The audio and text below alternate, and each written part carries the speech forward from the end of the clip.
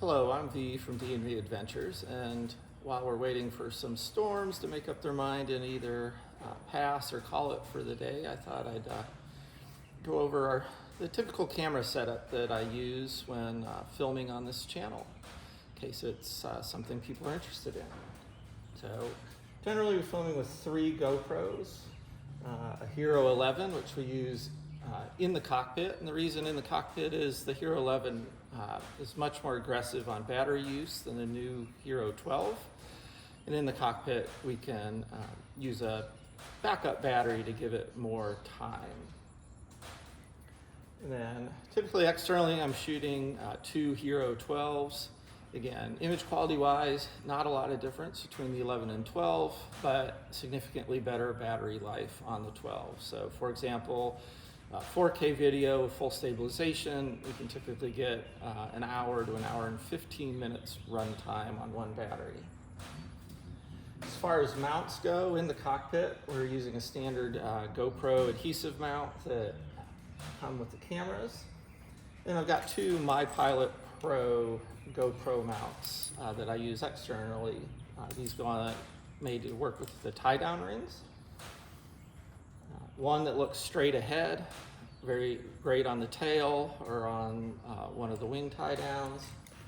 And then the one that has a short little ram mount that's fully adjustable. So this typically is the one I use for side facing, whether it's facing towards the airplane and a little bit down to catch the landing gear and then the view beyond.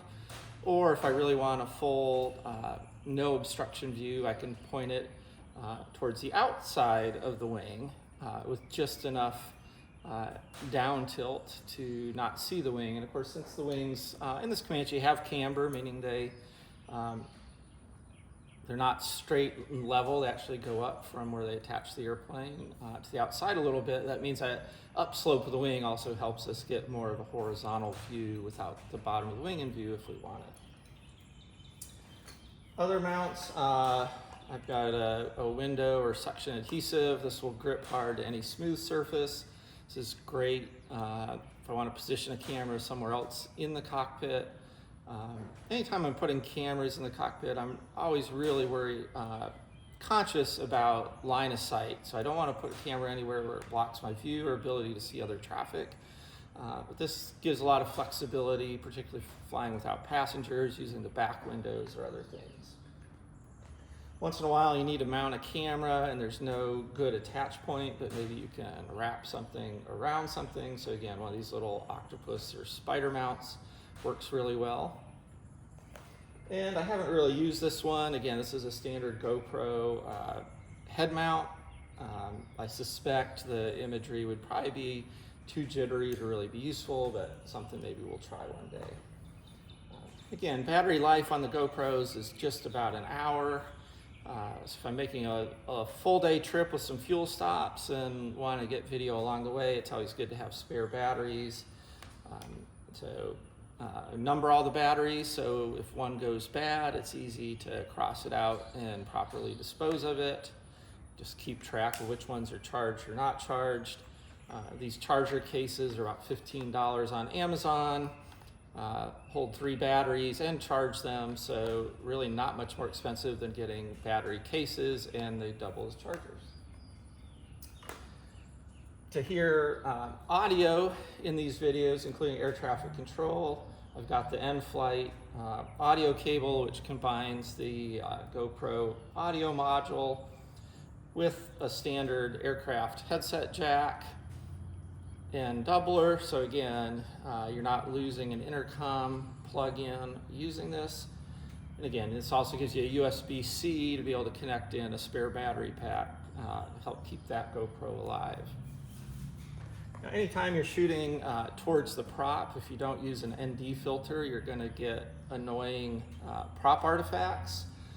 When I started this a couple months ago, I just got a generic 4 set of NDs that slip over the GoPro lenses. These have worked okay, but quite honestly, the film or whatever coating they use, it's not very robust, so they all have already picked up basically a little like pin-sized, not really holes, but where basically where the coating has come off. And so anytime they're looking at bright light, which is a lot of the time in the airplane, you get unwanted lens effects. So today, I actually got a newer ND filter set that we're going to try. And these, rather than popping on over the GoPro lenses themselves, actually replace the stock GoPro lenses. And these are coated optical glass, and they're not a lot more expensive than these others, and so I'm really curious to see if these will hold up better. So we're going to fit these here in a minute. So in the cockpit, I usually run an ND8, so let's do that. Basically, the higher the ND number, the more sunglass effect, so to speak, that you have. ND stands for neutral density, which means it's not supposed to change the color. And again, these snap on real easy. Okay, so we got the 8 on the cockpit. We're going to put a 16 and the 32 on the outside cameras. Again, typically doing this, you're going to get some little fingerprints on things. We'll use a lens cleaner cloth once the cameras are in the mount to make them as good looking as possible and clean when we start. So again, these just twist on and off real easy. Some of the older GoPro models, you almost needed a tool to do this. These newer ones, it's much nicer. All right, so generally speaking, we're going to put the higher density filter on our forward-facing camera. And the reason for that is it's got less shade than the side-facing camera, which basically uses the underside of the airplane and the wing to get a fair bit of shade. So, yeah, so here's our ND32. So again, I bought these metal cages off Amazon so that all the attachment points are metal to metal and not plastic or carbon fiber. Camera just drops in and then has a little back plate that slides over. There's our forward camera. Here's our side-facing camera. And they just sort of wiggle in, snug fit. Now again, to make sure we've got good retention on those back plates, I like to add just a couple tie wraps to make sure everything stays attached to the airplane and I don't lose my cameras. So yeah, all it really takes is one tie wrap per camera. That makes sure these basically little back plates can't wiggle loose in flight. It's very unlikely they would, but just extra peace of mind.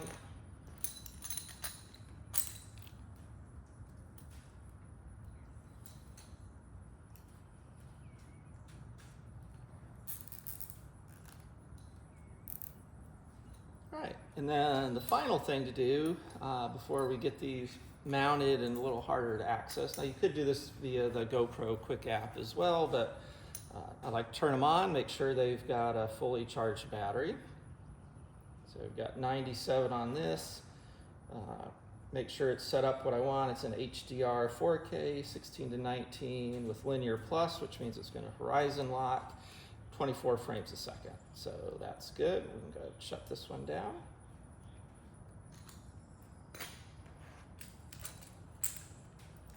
All right, let's see what we got here.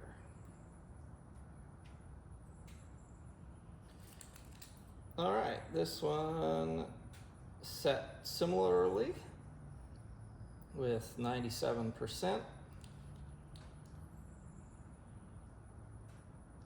Now, sometimes with the side-facing camera especially, or even the front, it's fun to shoot wide. So, you know, depending on the type of scenery you're expecting, your cruise altitude, you might switch between the different zoom settings.